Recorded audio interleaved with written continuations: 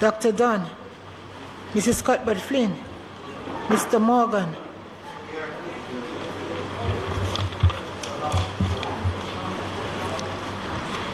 Mr. Davis, Mr. Brown, Dr. Brown-Burke, Dr. Charles, Mr. Chin, Mr. Clark, Mr. Cousins, Miss Crawford, Miss Daly, Miss Davis, Mr. Golding, Mr. Graham, Mr. Green, Dr. Guy, Miss Hamilton, Miss Hannah, Mr. Henriquez, Mr. Henry, Mr. Hilton, Mr. Jackson, Mr. Holness, Mr. Lawrence, Miss Lee, Mr. Miller, Miss Morrison, Mrs. Garvey, Mrs. Nita Garvey, Mr. Paulwell, Mr. Phillips, Dr. Phillips, Mr. Robertson, Mr. Robinson, Mr. Sibbles, Mr. Slowly, Mrs. Vaz, Dr. Wheatley, Mr. Williams, Mr. Wilson, Mr. Witter, Mr. Wright, Dr. Guy.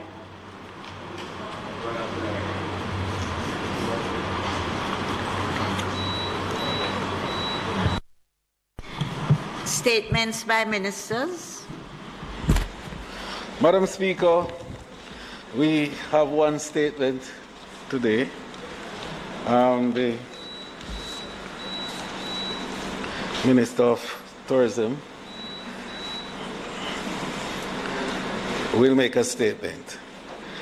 It's hard to speak in the third person, and it's not a state of mind.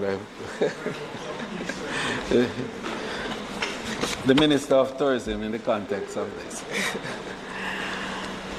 Our tourism industry, Madam Speaker, continues to show its resilience as it rebounds from the ravages of COVID-19 pandemic. The diligence, hard work, and unity shown by our tourism stakeholders over the last 18 months is paying off as we rebuild a safe, seamless, and secure destination, and Brand Jamaica reclaims its competitive position in the global market. Cruise, Madam Speaker, is back. Our arrival figures are climbing. Airlift for the winter season is looking good. 90% of planned investment remains on target, and many of our 170,000 tourism workers are back on the job. This is welcome news, Madam Speaker, because tourism is so critical to Jamaica's post-pandemic recovery.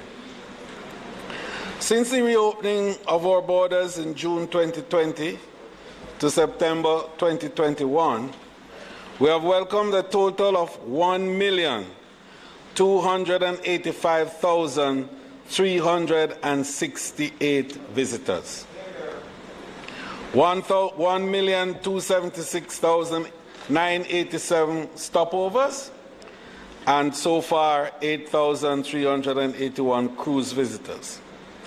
And that has resulted, Madam Speaker, in earnings for Jamaica of $1.7 billion.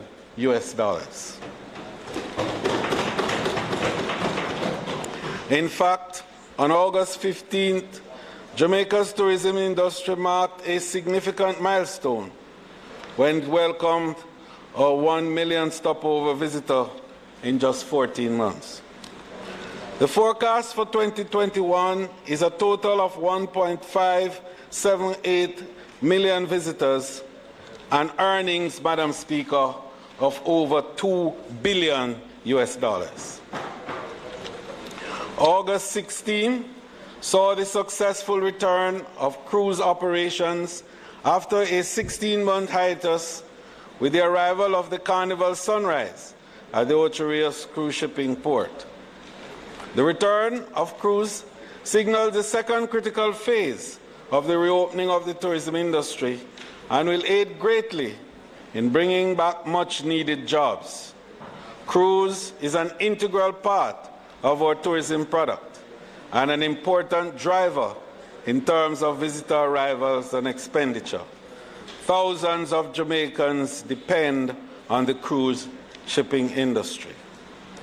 With Carnival scheduled, Madam Speaker, of some 16 calls over the next 3 months, the return of the MSC Mari Viglia, as well as Royal Caribbean and Destiny and other cruise lines preparing to resume sailing in the Caribbean Sea, we should have cruise fully back on track by December with pretty much the full fleet.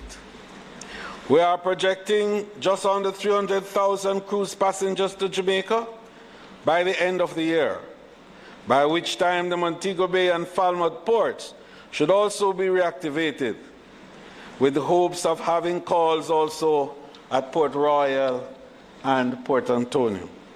And just to indicate, Madam Speaker,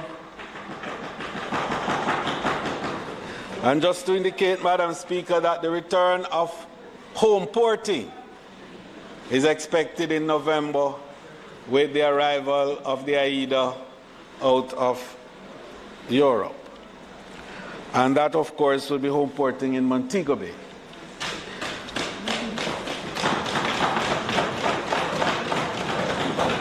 The return of cruise was managed in accordance with strict health and safety protocols, which are guided by global standards and best practices to ensure the safety and protection of our citizens as well as our visitors.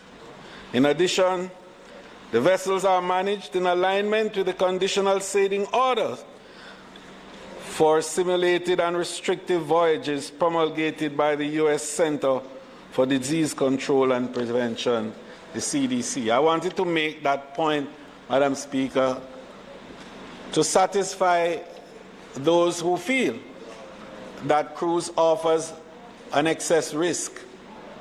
Indeed, cruise has been under the most vigorous set of protocols of any of the transportation elements in travel.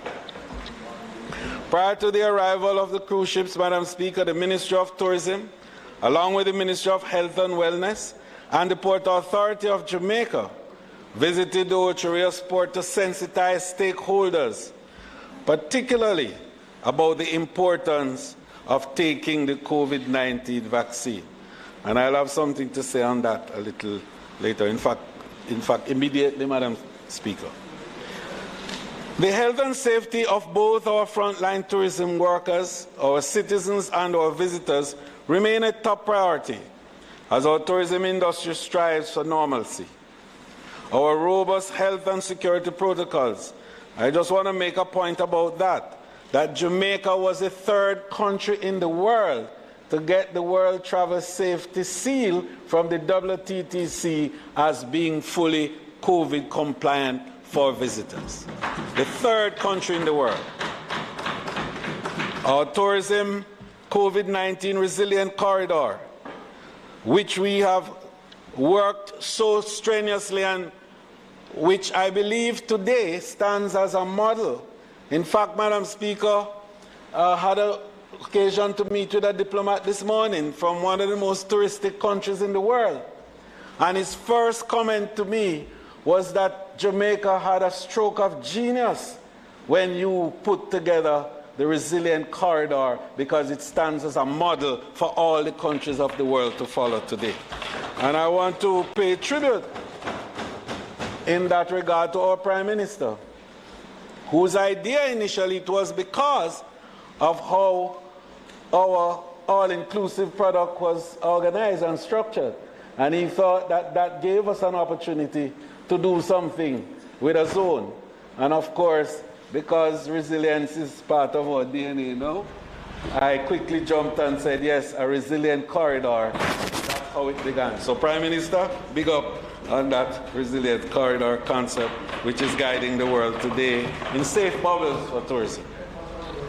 So the result of that is that we've had a very low infection rate in that corridor of 0.6%.